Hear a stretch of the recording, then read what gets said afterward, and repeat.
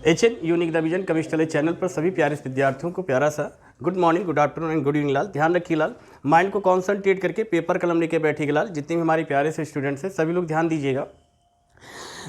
कम समय में बेहतरीन कुछ करने का प्रयास करेंगे। अभी जैसा कि अच्छा खासा टाइम हम लोग का चला जाता है, मीन्स से सेटअप थोड़ा मीन्स से स्टूडियो को थोड़ा लेक्चर को तैयार करने के लिए, एक सेटअप तैयार करने के लिए, तो काफ़ी इसमें थोड़ा टाइम जाता है। ये थोड़ा टेक्निकल इशू होता है जिसकी वजह से अगर लेक्चर में मतलब कि कहने मतलब ऑडियो या वीडियो में कहीं किसी प्रकार का ये तो कोई पॉइंट से मीन्स से आपको नहीं मीन्स से दिक्कत क्रिएट होती है तो थोड़ा कंप्रोमाइज़ कीजिएगा इस चीज़ से। ये टेक्निकल इशू है, ये टेक्निकल इशू जो है दूर हो जाएगी, इससे कोई बहुत बड़ा इशू नहीं। हाँ, लेकिन ऑडियो और वीडियो में मैं यहाँ पर फिर से बोल रहा हूँ, ऑडियो या वीडियो में कहीं भी किसी भी प्रकार से यदि आपको कोई दिक्कतें क्रिएट हो रही हैं लेक्चर देखने में तो इस चीज़ को ध्यान रखिएगा। ये टेक्निकल इशू है, ये दूर हो जाएगी। सारी चीज़ सिस्टमेटिक तरीके से बनाई जाएगी। अभी कल काफ़ी अच्छा खासा समय हम लोगों का चला गया कैमरा सेटअप करने पर, लेकिन नहीं हो पाया। सारी चीज़ व्यवस्थित रखी हुई है, बस उसको व्यवस्थित करना है ना। व्यवस्थाएं सारी हैं, बस उसे व्यवस्थित करना है। इसमें थोड़ा इंतज़ार कीजिए आप लोग, थोड़ा समय लगेगा लेकिन, है ना। तो सब लोग ध्यान दीजिएगा। और यूपी बोर्ड के, सीबीएसई बोर्ड के, आईसीएसई बोर्ड के जो भी हैं सभी में नेमिंग रिएक्शंस पूछी जाती हैं, इंपॉर्टेंट होती हैं। जैसा कि अभी पिछले लेक्चर में मैंने बताया था कि ये टोटल से नेमिंग रिएक्शंस मतलब कि उनमें से कौन सी इंपॉर्टेंट है, हमने सारी समझाया था वहाँ पर। फिर उसके बाद जिक्र किया गया था कौन सा इस बार आ सकता है। क्रेडेंस के साथ संस्था से जुड़िए और अपने साथी संगी में, यदि आप संस्थान से हैं तो आप लोग ये लेक्चर को आप लोग अपने जो है उसमें स्टेटस पर लगाइए, अपने साथी संगी में सभी तक शेयर कीजिए, और है ना कि और बोलिए कि यदि उनको केमिस्ट्री बिल्कुल नहीं समझ में आती तो संस्थान से जुड़ें। और 12th का नया बैच स्टार्ट होने वाला है, इस चीज़ को ध्यान रखिएगा। 12th का नया बैच स्टार्ट करेंगे, बट यहाँ नहीं, ये आपका जो है अदर मतलब कि दूसरी जगह स्टार्ट होगा। लेकिन जो भी स्टूडेंट्स होंगे वो कॉन्टेक्ट करें। 11th के जो स्टूडेंट्स हैं वो 12th का नया बैच स्टार्ट होने वाला है, सब लोग इस बात को ध्यान रखिएगा। बेहतर एजुकेशन यदि आप चाहते हैं कि 2026 में उनका परफॉर्मेंस ज़बरदस्त हो तो अभी से आप लोग एक्टिव हो जाइए, क्योंकि जो लोग 25 का एग्ज़ाम देने जा रहे हैं उनके माइंड से हर बार यही सुनने मिलता है कि हमारी प्रिपरेशन अच्छी नहीं हुई, लेकिन वो उन स्टूडेंट्स से नहीं सुनने को मिलता है जो कंटिन्यूस फर्स्ट ईयर से लग गए हैं। तो इस चीज़ को ध्यान रखिएगा।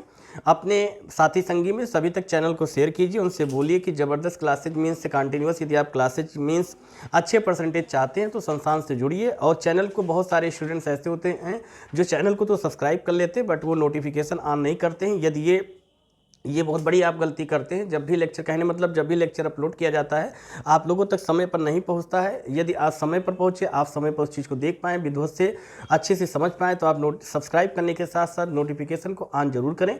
चलिए आइए देखते हैं। जैसा कि हम लोगों ने देखा था पिछले लेक्चर में, हम लोगों ने सारे पॉइंट्स यहाँ पर कंप्लीट कर लिए थे। जैसा कि आप लोग देख रहे हैं, ये रिएक्शन से वेरी इंपॉर्टेंट है, सभी लोग पता है। हीमोग्लोबिन की मैं बात करने नहीं जा रहा हूँ, इस बात को ध्यान रखिएगा। लेकिन कभी आपके माइंड में बात आती है तो सभी को पता है। यहाँ पर आज हमारे ऑफलाइन स्टूडेंट्स का कुछ टेस्ट भी होगा, यहाँ पर ध्यान दीजिएगा। बहुत बेसब्री से इंतजार कर रहे थे, मेरा टेस्ट नहीं होता, रिटर्न ओरल टेस्ट होगा अभी, इस बात को ध्यान रखिएगा आप लोग। अभी सभी को एक एक करके बुलाऊंगा यहाँ पर, बड़ी शालीनता के साथ। पहले बताता तो हो सकता आप लोग एब्सेंट हो जाते, लेकिन इसलिए बड़ी शालीनता के साथ, गंभीरता के साथ बैठिएगा। एक एक स्टूडेंट को मैं बुलाऊंगा, इस चीज़ को ध्यान रखिएगा।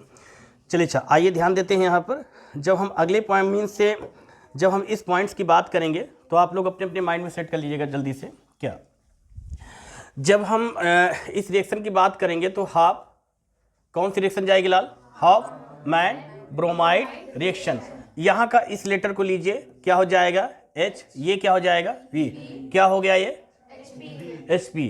लेकिन आप लोग बायो में एक चीज़ पढ़े होंगे क्या, सभी के बॉडी में उससे रिलेटेड होता है, बॉडी इसी पर डिपेंड होती है, क्या? हीमोग्लोबिन। इस बात को ध्यान दीजिएगा, ध्यान दीजिएगा। यहाँ पर इस रिएक्शन में खासियत क्या है, इस रिएक्शन को कैसे करेंगे सभी लोग पता है कि ये जो एसिटामाइड क्या हो जाएगा लाल? ये एसिटामाइड, और ये ब्रोमीन के साथ और ये सोडियम हाइड्रोक्साइड के साथ जब रिएक्ट करेगा, पहली चीज़ ध्यान दीजिएगा रिएक्शन कैसे होती है। आप रिएक्शन करने से पहले हर एक पॉइंट को समझो यहाँ पर कैसे क्या चीज़ होता है। जैसा कि आप लोग यहाँ पर स्क्रीन पर देख रहे हैं यहाँ पर कि ये एसिटामाइड या ब्रोमीन या सोडियम हाइड्रोक्साइड, तो ये सारे पॉइंट्स नॉर्मली आप लोग समझ सकते हैं, क्लियर। लेकिन इसको अपने दिलो दिमाग पे मतलब कि भूले ना, किस तरीके से पढ़ा जाए कि पॉइंट्स कम समझ में आ जाए। देखिए ध्यान दीजिएगा, सबसे पहली चीज़ ध्यान दीजिएगा, ये हाइड्रोजन जो होता है, ये हाइड्रोजन हमेशा किसी मेटल से रिएक्ट होने का प्रयास करता है, दैट इज आयनिक कंपाउंड्स बनाने का प्रयास करता है। ये चीज़ आपको समझ में आनी चाहिए। कैसे समझो, हमने कहा अब आप पहचानोगे कैसे। जैसा कि कहा गया कि जो हाइड्रोजन अगर आपको दिख रहा है X2, और एक चीज़ हमेशा आपको मालूम होना चाहिए, ये एटॉमिसिटी फॉर्म में होता है। हाइड्रोजन जो होता है किस फॉर्म में होता है भैया? एटॉमिसिटी फॉर्म में होता है लाल। एटॉमिसिटी का मतलब ये होता है, इसको हिंदी में बोलते हैं द्विपरमाणुकता, मतलब हाइड्रोजन कभी सिंगल नहीं, वो X2 फॉर्म में लिखा जाता है। क्लियर? एटॉमिसिटी फॉर्म में। और ये हाइड्रोजन है, अगर कहीं आपका मेटल है तो मेटल और हाइड्रोजन ये बनाएगा क्या? MX बनाने का प्रयास ये करता है। क्लियर? ये बात छोटी छोटी बातें हम लोग को मालूम होना चाहिए। क्लियर? मैं आपको डिमोटिवेट नहीं करना चाहूँगा। अगर आपने 9th में 10th में 11th नहीं पढ़ा है, कोई ज़रूरत नहीं, छोटे छोटे कॉन्सेप्ट को हम लोग जब क्लियर करेंगे तो रिएक्शन तभी समझ में आएगी। ध्यान दीजिएगा। तो यहाँ पर आपने देखा ये sodium bromide that is MX बन के तैयार हो गया। क्लियर? हम जब आगे की बात करते हैं सोडियम कार्बोनेट, और जब सोडियम कार्बोनेट, एक चीज़ ध्यान दीजिएगा, सोडियम हाइड्रोक्साइड, और जब नेक्स्ट में ये एसिटामाइड की बात करेंगे तो इसके साथ जो बनने वाला जो मीन्स से सेकेंड जो प्रोडक्ट होगा मीडिएटर कंपाउंड, ये सोडियम कार्बोनेट होगा, और लास्ट में वाटर क्या हो जाएगा? रिलीज। अब थोड़ा इसको दूसरे तरीके से समझिए कैसे। ये जो एसिटामाइड है देखिए, CH3 और CH3NH2, CH3NH2, CH3NH2, methyl amine, RNH2, RNH2।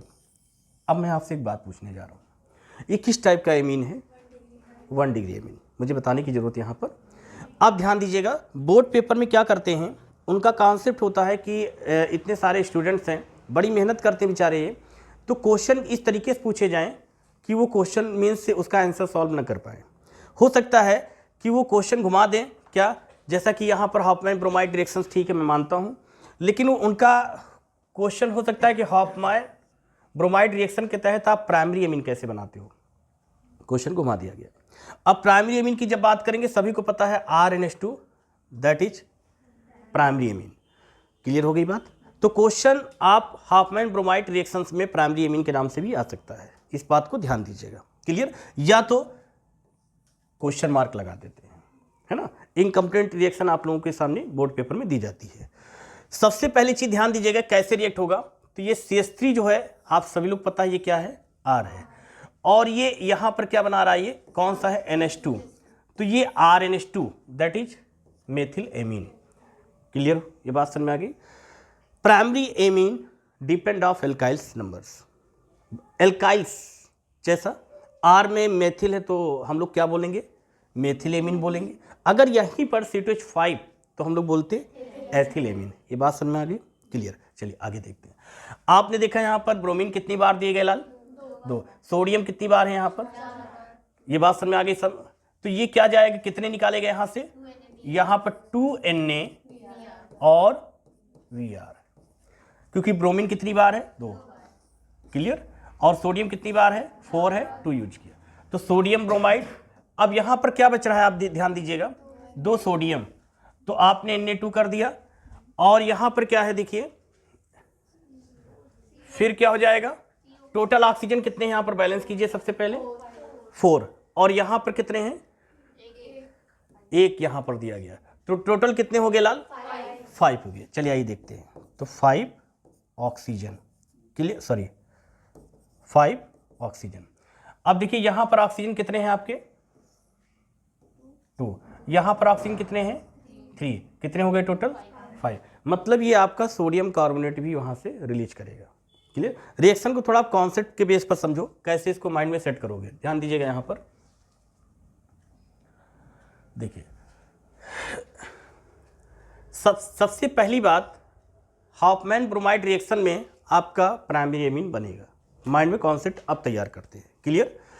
और इसके साथ में जो बनने वाला जो प्रोडक्ट होगा, मतलब कि जो मीडिएटर कंपाउंड दे सकते हैं, वो सॉल्ट भी होगा और सोडियम कार्बोनेट। इस बात को ध्यान दीजिएगा। तो RNH2 मतलब मेथिल एमीन, और ब्रोमीन कितनी बार है यहाँ पर? क्लियर? तो ये सोडियम कितनी बार है? तो ये क्या करेगा? सोडियम ब्रोमाइड पहली बात बनाएगा। इस बात को माइंड में सेट कर लीजिएगा। तो सोडियम ब्रोमाइड, और जो आपके 2 सोडियम बचे हैं, ये क्या करेगा? Na2, और टोटल ऑक्सीजन नंबर 5 क्या करेगा? CO3 sodium carbonate. आप देखेंगे आपके शेष कितने आपके बचे? 2 ऑक्सीजन बच गए और 4 हाइड्रोजन बच गए। 4 हाइड्रोजन कैसे? ये देखिए, है ना। तो 4 ऑक्सीजन है, 2 इंटू 2 इज इक्वल टू कितना हो गया 4, और 2 आपके ये हो गए ऑक्सीजन, क्लियर। और यहाँ पर कितने ऑक्सीजन 3, बैलेंस करोगे कितने आएंगे 5 ऑक्सीजन। हाइड्रोजन आपके किसी और एक चीज़ ध्यान दीजिएगा, ये आर्गेनिक केमिस्ट्री की सबसे प्लस पॉइंट बताने जा रहा हूँ। वाई द वे अगर आपको लास्ट का H2O नहीं बैलेंस हो रहा है तो आप एग्जामिनेशन बोर्ड पेपर में क्या करते हैं, आप यहाँ पर X H2O लिख के चले आइएगा, ठीक है। रिएक्शन आपकी गलत नहीं मानी जाएगी, इस चीज़ को ध्यान रखिएगा, क्लियर। चलिए अगली रिएक्शन पर जब ध्यान देते हैं, सभी को पता है अगली रिएक्शन, और एक चीज़ ध्यान दीजिएगा, ये रिएक्शन आपके 2025 के लिए इम्पॉर्टेंट है, खास तौर से CBSE बोर्ड वालों के लिए ज़्यादा है और यूपी बोर्ड के लिए भी है। ISSC बोर्ड वालों के लिए इंपॉर्टेंट है, क्वेश्चन नहीं है, स्पष्ट जो चीज़ बता दी जा रही है। CBSE बोर्ड वालों के लिए रिएक्शन ज़्यादा इंपॉर्टेंट है और यूपी बोर्ड के लिए भी क्वेश्चन इंपॉर्टेंट है, सब लोग ध्यान दीजिएगा। अगर मैंने इस चीज़ को बोल दिया रिएक्शन इंपॉर्टेंट है तो आप लोग इसको कंठस्थ कर लीजिएगा। ऑनलाइन वाले भैया स्क्रीनशॉट ले लीजिएगा, ऑफलाइन वाले आप लोग नोट कर लीजिएगा, या घर पर लेक्चर देखिएगा तब आप लोग नोट कर लीजिएगा। चलिए नेक्स्ट पॉइंट की बात करते हैं। सभी को पता है कि अमोनोलिसिस मतलब यहाँ पर रिएक्शन किसके साथ कराई जा रही है लाल, एल्किल हैलाइड और अमोनिया।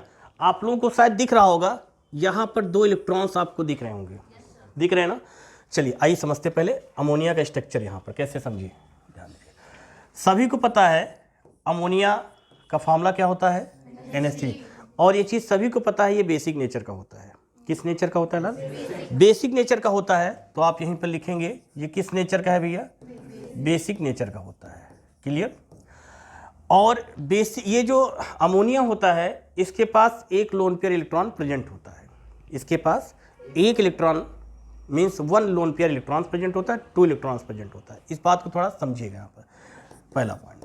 दूसरा पॉइंट, इसके पास लोन पेयर इलेक्ट्रॉन कितने होते हैं 1 pair, lone pair electrons number 1। आप कह सकते हैं इलेक्ट्रॉन्स नंबर 2। बात को समझिएगा, 2 electrons 1 lone pair, 4 electrons 2 lone pair, 6 electron 3 lone pair. मेरी बात समझ में आ गई। ये एक्स्ट्रा पॉइंट है, नोट करने वाले पॉइंट है जो आपको हेल्प करेंगे आगे चल के, ठीक है। चलिए आइए देखते हैं, जब हम 2 इलेक्ट्रॉन्स 4 इलेक्ट्रॉन्स और 6 इलेक्ट्रॉन्स 2 इलेक्ट्रॉन्स की बात समझ में आ रही है लोन पेयर, लेकिन ये जो आपके 3 लोन पेयर इलेक्ट्रॉन्स होते हैं लाल, ये कौन से होते हैं समझिएगा। रिएक्शंस में, रिएक्शन को समझने का मतलब है कि हर एक पॉइंट्स को मैं आपको विधिवत समझाने का प्रयास करूँ। आप जब इससे रिलेटेड आप कई सारे एक्स्ट्रा पॉइंट समझ जाओगे तो आप इस रिएक्शन को या किसी भी रिएक्शन को नहीं भूलोगे, क्लियर। मैं चाहूँ तो directly ammonia react with alkyl halide gives out form में मेजर कम नहीं, हम पहले समझेंगे कि अमोनिया से रिलेटेड जो 2 इलेक्ट्रॉन्स यहाँ दिख रहे हैं इसका मीन्स क्या होता है। जब ये सारी छोटी छोटी बातें आप समझ जाओगे तब आपके दिमाग में इस रिएक्शन से रिलेटेड माइंड में एक इमेज बन जाएगा, क्लियर। ध्यान दीजिएगा कैसे,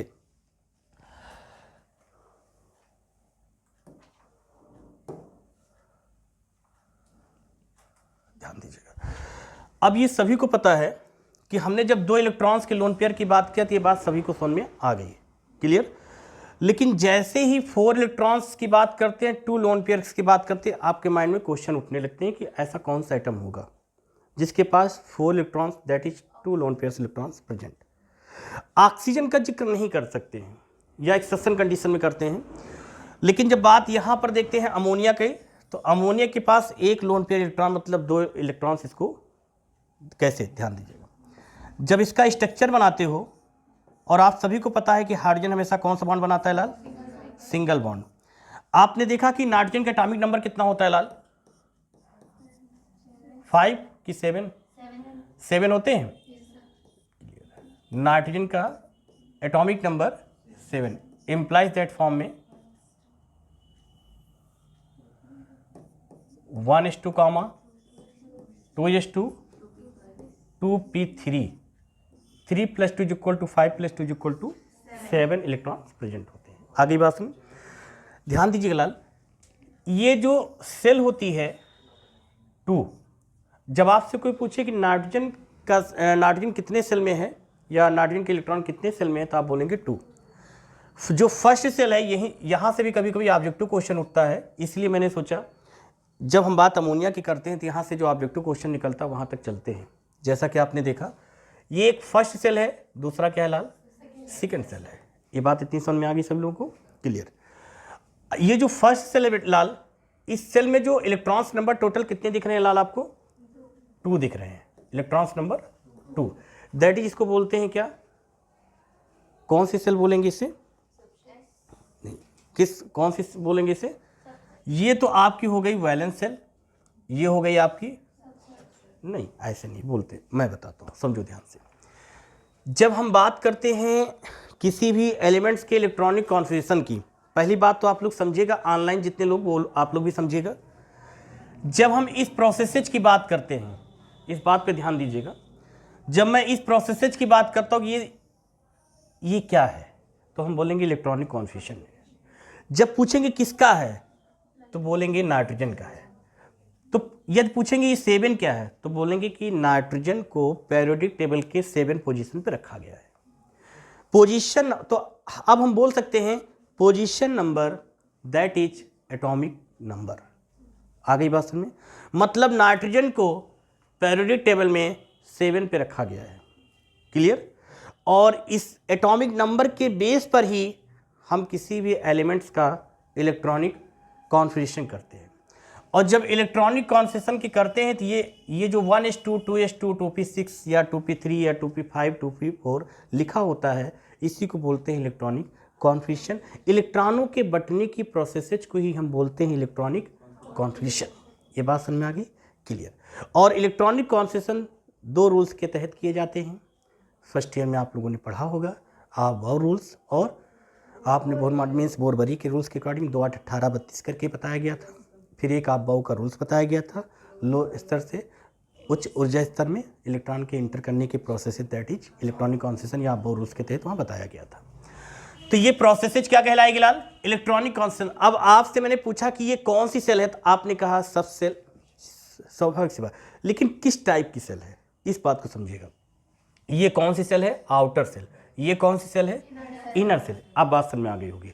इस जवाब से कोई पूछे कि नाइट्रोजन के 5 इलेक्ट्रॉन्स कहाँ प्रेजेंट है भाई, आप बोलोगे आउटर मोस्ट सेल में प्रेजेंट है, क्लियर। और जब कोई पूछेगा 2 इलेक्ट्रॉन्स कहाँ प्रेजेंट है तो आप क्या बोलेंगे, इनर मोस्ट सेल में। आ गई बात सुनो, ये बातें समझ में आ गई कि ये जो आपको 2 दिख रहा है ये कौन सा है, आउटर मोस्ट। ये जो 1 दिख रहा है ये क्या है लाल, इनर मोस्ट सेल। इतनी बातें समझ में आई। अब ध्यान दीजिएगा, यदि मैं आपसे पूछूं कि आउटर मोस्ट सेल में प्रेजेंट इलेक्ट्रॉन्स नंबर को क्या कहते हैं, तब आप बोलेंगे वैलेंस इलेक्ट्रॉन्स, क्लियर। मतलब इसको कंप्लीट करने के लिए देखिए 5 हैं, क्लियर हो गया। इसको कंप्लीटेड कितने चाहिए, 3 में, क्लियर। अब आपसे पूछे इसके आउटर मोस्ट सेल में कितने इलेक्ट्रॉन्स हैं, 5। इनर मोस्ट सेल में कितने इलेक्ट्रॉन्स हैं, 2। तो जो इनर मोस्ट सेल में या आउटर मोस्ट सेल में जो इलेक्ट्रॉन्स प्रेजेंट होते हैं इन्हें कहते क्या हैं, क्वेश्चन यहां से उठता है। इनर मोस्ट सेल में प्रेजेंट इलेक्ट्रॉन्स को हम लोग बोलते हैं कोर इलेक्ट्रॉन या क्रोड इलेक्ट्रॉन्स, ठीक है। और आउटर मोस्ट सेल में प्रेजेंट इलेक्ट्रॉन्स को हम लोग बोलते हैं वैलेंस इलेक्ट्रॉन्स, संयोजी इलेक्ट्रॉन्स।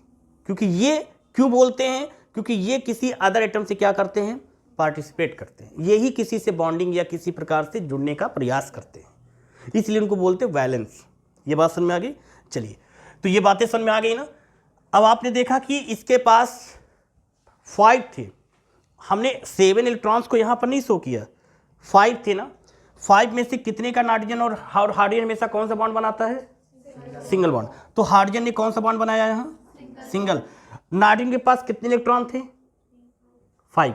कितने का यूज किया, कितने शेष बचे, बचे हुए शेष इलेक्ट्रॉन को ही, यही बात मैं समझाना चाहता था आपको, नई बात समझ में, क्लियर। मतलब कि आउटर मोस्ट सेल में जो इलेक्ट्रॉन्स प्रेजेंट होते हैं वो पहले क्या करता है, अपना ऑक्टेट कंप्लीट करता है, फिर उसके पास जो शेष इलेक्ट्रॉन बच जाते हैं उस बचे हुए शेष इलेक्ट्रॉन को ही कहते हैं लाल क्या, लोन पेयर इलेक्ट्रॉन्स, क्लियर। तो इसके पास कितने इलेक्ट्रॉन बच गए हैं, that is lone pair electrons, loan. अब यदि मैं आपसे पूछूं कि लोन पेयर इलेक्ट्रॉन किसे कहते हैं, वैलेंस इलेक्ट्रॉन किसे कहते हैं, को इलेक्ट्रॉन किसे कहते हैं, आउटर मोस्ट सेल किसे कहते हैं, इनर मोस्ट सेल किसे कहते हैं, सभी क्वेश्चन का आंसर दे लेंगे आप? नहीं बता पाएंगे? क्लियर कर लेंगे। अब मुझे ये बताइए, यहाँ पर जो आपको दिख रहा है ये क्या है? इतनी बातें समझ में आ गई। इस छोटी सी बात को इतना एक्सप्लेन करने की जरूरत यहाँ थी, क्योंकि यहाँ से एक क्वेश्चन निकल सकता था। क्या? आउटर मोस्ट और इनर मोस्ट सेल में प्रेजेंट इलेक्ट्रॉन्स के तहत वहाँ से क्वेश्चन निकल आता। क्लियर। अब देखिए ये अमोनिया है। हाँ, एक एक्स्ट्रा पॉइंट मैं आपको और दूंगा। क्या? जब हम 6 electron that is 3 lone pair की बात करता हूँ, 6 electron that is 3 lone pair, 2 electrons means 2 electrons 1 lone pair. एक एटम होता है, होते कई हैं लेकिन एक्सेप्शन होती है इनकी संख्या। सल्फर दैट इज कौन सा एटम बोलते हैं? डिस्ट्रीब्यूशन एटम, दैट इज विस्तारित परमाणु बोलते हैं। ये अपने आउटर मोस्ट सेल में ये ऑक्टेट रूल्स का, जैसे जब से आपसे कोई पूछे कि वो कौन से एटम्स या कौन से एलिमेंट्स हैं जो ऑक्टेट रूल्स का उल्लंघन ये करते हैं, तो एक्सेप्शन एलिमेंट्स हैं। कौन कौन से? आप सल्फर बोल सकते हैं, फास्फोरस बोल सकते हैं। क्यों? क्योंकि ये अपने आउटर मोस्ट सेल में इनको तो चाहिए, जैसे बात समझिएगा, सभी को पता है कि सल्फर ऑक्सीजन है, सल्फर है, सेलेनियम, टोल्यूनियम, पोलोनियम, ये सब क्या हैं? ये 6A मतलब पी ब्लॉक के 16 ग्रुप्स के एलिमेंट्स होते हैं। इनके आउटर मोस्ट सेल में बात को बड़ी शालीनता गंभीरता के साथ सुनिएगा, ज़्यादा सीरियस मत होइएगा। ऑलरेडी आप इतने सीरियस रहते हैं, मुझे पता है कितने रहते हो आप, बात को समझिएगा। हमें ये चीज़ पता है कि ये 16 ग्रुप्स का एलिमेंट्स है। क्लियर। ऑक्सीजन भी 16 ग्रुप्स का एलिमेंट्स है, सल्फर भी उसी फैमिली का है, एक ही सदस्य के हैं, मतलब एक ही परिवार के हैं। तो इसलिए इन सभी के आउटर मोस्ट में इलेक्ट्रॉन्स नंबर कितने होते हैं? Groups number that is outer most present of maximum electrons number. हमने कहा, मीन्स मैंने क्या कहा आपसे कि सल्फर पी ब्लॉक के 6A बोले तो 16 6, इन सभी के मतलब ग्रुप्स नंबर 16 मतलब 6, मतलब ये सल्फर 16 ग्रुप्स का एलिमेंट्स है। तो इसका जब इलेक्ट्रॉनिक कॉन्फिगरेशन करेंगे तो इनके आउटर मोस्ट सेल में 6 इलेक्ट्रॉन्स प्रेजेंट होगा। हमारे छोटे पर हमारी मैम बड़ी मन लगा के समझाती थी, है ऐसा? जैसा भी हो समझिएगा। तो रीजन स्वाभाविक सी बात है, सल्फर के पास 6 थे और इसमें से इसने क्या किया, इसको 2 इलेक्ट्रॉन चाहिए थे। क्लियर। इसको स्टेबल हो जाना चाहिए था, बॉन्डिंग नहीं करना चाहिए था आगे। लेकिन सल्फर क्या करता है, इधर भी ऑक्सीजन इधर भी कहता आजा मेरे लाल गज्जा। बात को समझना, ये सल्फर क्या है? देखो हम डिस्ट्रीब्यूशन क्यों कहते हैं, आपके घर में जब कोई चीज़ आती है, आपके मम्मी पापा भाई बहन डेरिवेटिव जो भी हों आपके लेके जब आते हैं, तो उस चीज़ का डिस्ट्रीब्यूशन अगर बराबर बराबर होता है तो हम लोग क्या बोलते हैं? सिस्टमैटिक तरीका।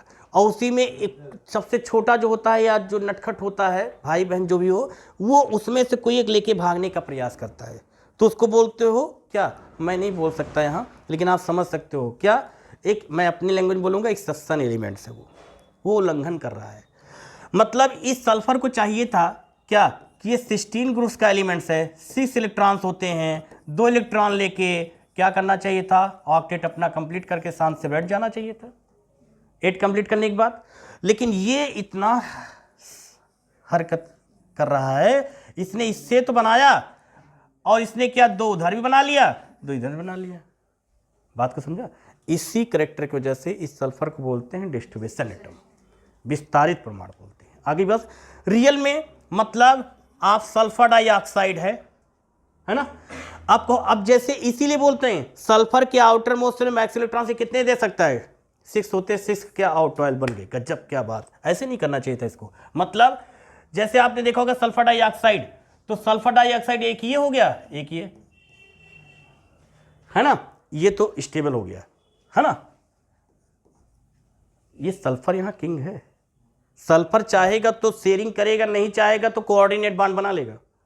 बात को समझिएगा, यहां पर नई बात समझ में, क्लियर हो गई बात। सल्फर एक डिस्ट्रीब्यूशन एटम है, ये बात समझ में आई? नहीं समझ में आई? क्लियर हो गई? क्यों? इसके पीछे का रीजन भी मैंने आपको समझाया बात, क्योंकि जरूरी था कि 4 electrons that is 2 lone pair. तो यदि मैं आपसे पूछूं कि सल्फर के पास लोन पेयर इलेक्ट्रॉन्स प्रेजेंट होते हैं तो आप कहोगे हाँ 4 electrons that is 2 lone pair electrons. नई बात समझ में आई? क्लियर हो गई बातें सारी? चलिए रिएक्शन की तरफ चलें। तो सारे पॉइंट समझ में आ गए? किसी कुछ पूछना है? आप लोग पूछा करो, पूछने से क्या होता है कि आपका माइंड थोड़ा एक्टिव होता है। आपके माइंड के 2 पार्ट्स होते हैं, आपके माइंड्स के 2 पार्ट्स होते हैं। कौन से होते हैं मैं फिर कभी बताऊंगा।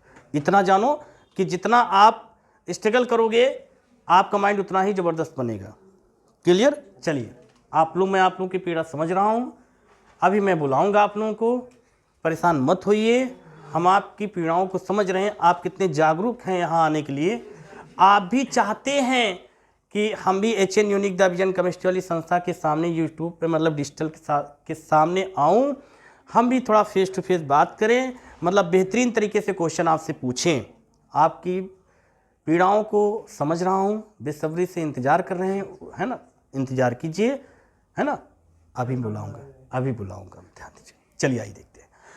तो ये पॉइंट सभी लोग समझ में आ गया लाल? ध्यान दीजिएगा।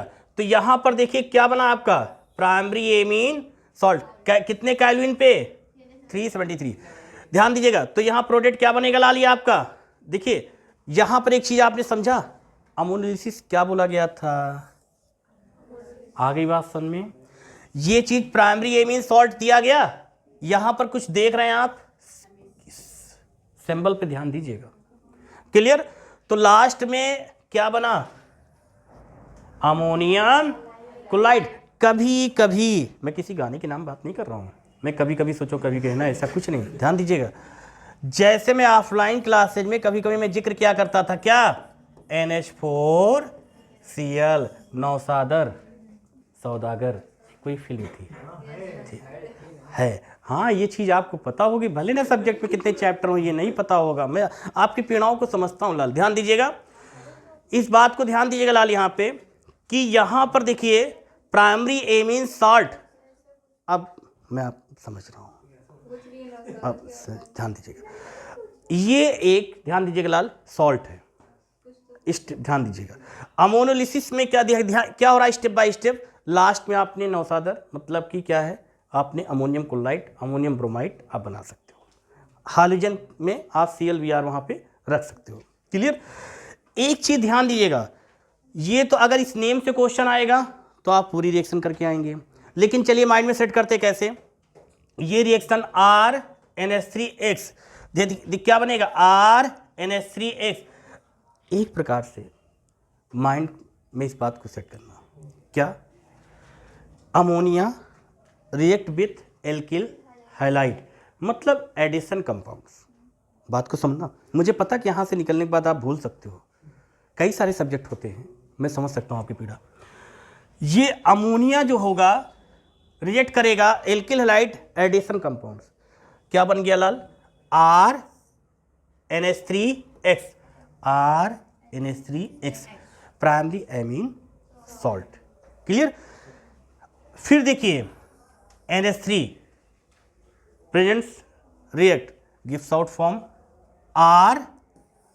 RNH2 और यहां से एक हाइड्रोजन रिलीज होके, बात को समझिएगा, तो लास्ट में क्या बनाएगा? ये 3 है तो NH4 और X। आ गई बात समझ में? ये सारे पॉइंट समझ में आ गए। तो आपने देखा लास्ट में क्या बना? Ammonium chloride. ये पॉइंट समझ में आ गए सब लोगों को? क्लियर? एक बार जरा आप लोग मुझे फिर से बताओगे, क्या सारे पॉइंट से आपको समझ में आ गए? किसी कोई दिक्कत? कंफर्म हो गया लाल? रटना तो नहीं पड़ा लाल? कंफर्म हो गया? चलिए माइंड में जरा इमेज फिर से एक बार बनाते हैं। मैं आपसे पूछूं, नहीं यहीं पर मैं घोल के पिया के भेजूंगा। मुझे पता आप घर पर नहीं पढ़ने वाले हो, गीता पे हाथ रखो, कुरान पे हाथ रखो, आप नहीं मानने वाले हो, आप यहाँ से जाते हो भूल जाते हो। इसलिए मैं प्रयास करता हूँ किसी तरीके से आपके दिल दिमाग पे यहाँ बैठा के भेजूँ। फिर से ध्यान दो, अमोनिया लिया, बात को समझिएगा। Ammonia react with alkyl halide, क्या बनेगा आपका? मतलब कि एडिशन कंपाउंड दैट इज आपका प्राइमरी एमीन सॉल्ट बनेगा।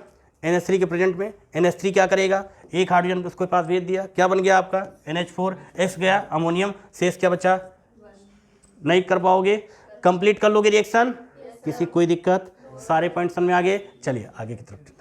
एक चीज़ ध्यान देते रहिए, आप लोग पढ़ते रहा कीजिए, है ना, आप लोग मेहनत बहुत करते हैं लाल, हम आप लोगों की पीड़ाओं को समझते हैं लाल। हाँ, ये रिएक्शन तो सभी लोगों को आती होगी, मैंने कल भी बताया था, कंप्लीट हो गई थी किसी। हाँ, यहाँ पर एक बात मैं बोलना चाहूँगा, इम्पॉर्टेंट है, 2025 के लिए इम्पॉर्टेंट है, ये तीनों बोर्ड के लिए है। तीनों बोर्ड का मतलब मैं black board, green board, white board की बात नहीं कर रहा हूँ, ये तीनों बोर्ड के लिए इम्पॉर्टेंट है। मतलब आपके UP board, CBSE board and ICSE board के लिए इम्पॉर्टेंट है। नोट कर लीजिए, रिएक्शन को विधिवत तरीके से मैंने समझाया है, इस चीज़ को ध्यान दीजिएगा। इसमें खेल केवल H3 और X3 का है। X3 क्या करता है, हाइड्रोजन मीन्स एसिटिक एसिड में प्रेजेंट तीनों हाइड्रोजन को स्टेप बाय स्टेप रिलीज करता जाता है, मतलब कि hydrogen decreasing order, hydrogen increasing order. बात को ऐसे माइंड में सेट कर सकते हो। चलिए आगे की तरफ ध्यान देते हैं।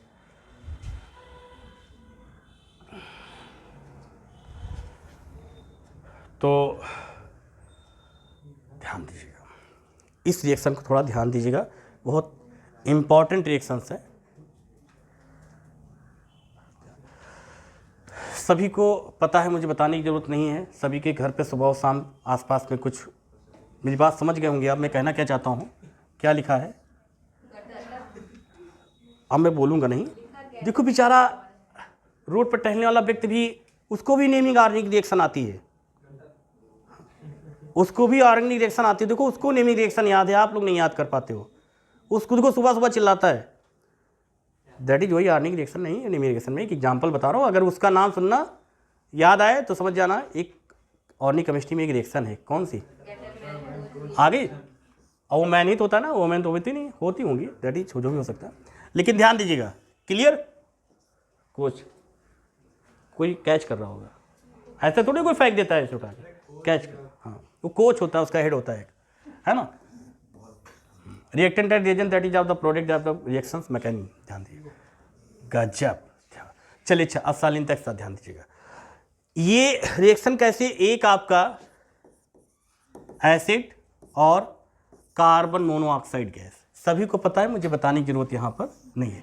इस बात को ध्यान दीजिएगा लाल, CO की जब बात करते हैं, इस कंपाउंड्स का नेम क्या है लाल, कार्बन मोनोऑक्साइड। सभी को पता है जो धुआं होता है, जो सिलेंसर, जो गाड़ियाँ चला करती हैं, आप लोग पीछे से थोड़ा अनुभव लेते हो, मतलब सीखते हो, that is carbon monoxide gas होती है। वो कौन सी गैस होती है, हाँ, इसको दम घुटने वाली गैस भी कहते हैं, क्योंकि बहुत व्यक्ति जहाँ पर ये पॉल्यूशन वगैरह ज़्यादा होती तो वहाँ पर व्यक्ति की दम घुटने से, अब दम घुटने का मतलब क्या है, सांस फूलने लगती, वो मैं सांस फूलने लगती, दैट इज आफ्टर प्रोसेसेज की बात कर रहा हूँ, किसी पर्सन की बात नहीं कर रहा हूँ, सांस फूलने लगती है ना। हाँ, मैं समझ सकता हूँ पीड़ाओं को।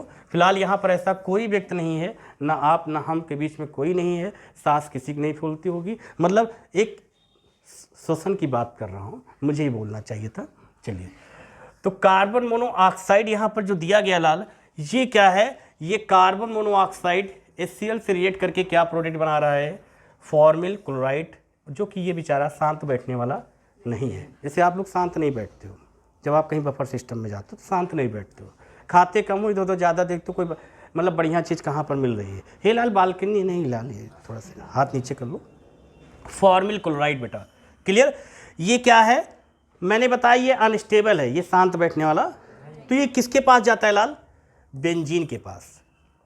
क्लियर, और ये बेंजीन के पास गया तो AlCl3 इसका बड़ा पुराना संबंध है।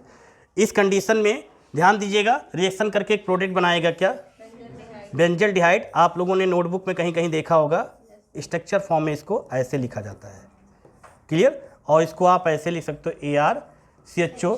और जब यहाँ चलते थे हम लोगों ने, जब ऑफलाइन क्लासेज में एक बात पढ़ी थी लाल, शायद याद होगी, मुझे पता है आप हमारे स्टूडेंट्स हो, हमारी संस्थान के प्यारे से स्टूडेंट्स हो, भले नहीं पढ़ते हो, मैं आपकी पीड़ाओं को समझता हूँ, लेकिन इतने जागरूक हो आप। हमने वहाँ पर बताया था R और AR लाल, RCHO और ArCHO, तो ये कौन सा है लाल, ArCHO, that is aromatic aldehyde है। कैसा है लाल, ये एरोमेटिक एल्डिहाइड। तो ये रिएक्शन बातों बातों में समझ में आ गई सभी लोगों को। हाँ, ध्यान रखिएगा, 2025 के लिए इम्पॉर्टेंट है ना, और भविष्यवाणी भी कर रहा हूँ 2026 के लिए भी इम्पॉर्टेंट है। क्यों, क्योंकि ये सब ये रिएक्शन हो गई, HBZ रिएक्शन हो गई, रेमेटेमस रिएक्शन हो गई, ये सब रिएक्शन इंपॉर्टेंट आगे के लिए भी है। मतलब एक बार लेक्चर ये अपलोड होने के बाद कंटिन्यूअस 26 वाले भी इसको पढ़ सकते हैं। मैं आपकी उम्मीद नहीं कर रहा हूँ, मैं आपसे उम्मीद नहीं कर रहा हूँ कि आप पढ़ोगे। जो आने वाले जो फर्स्ट, आप सोचो मेरे बारे में करें, मैं आपके बारे में नहीं कर रहा हूँ। मतलब जो अदर स्टूडेंट्स हैं मैं उनकी बात कर रहा हूँ, जो इस बार 11th में है। मैं आपकी बात नहीं कर रहा हूँ कि आप 26 में पढ़ोगे, है ना। क्लियर हो गए सारे पॉइंट्स? तो नोट कर लीजिएगा, क्वेश्चन इंपॉर्टेंट है। चलिए आगे की तरफ देखते हैं। लाल, आप लोग पढ़ाई करते हैं, आप लोग पढ़ाई करते हैं। चलिए इसमें कि अब आप लोगों को एक एक करके मैं बुलाता हूँ। आप लोग के माइंड में क्वेश्चन जानते हो क्या आया? मैं बताऊँ, सुनना चाहते हो?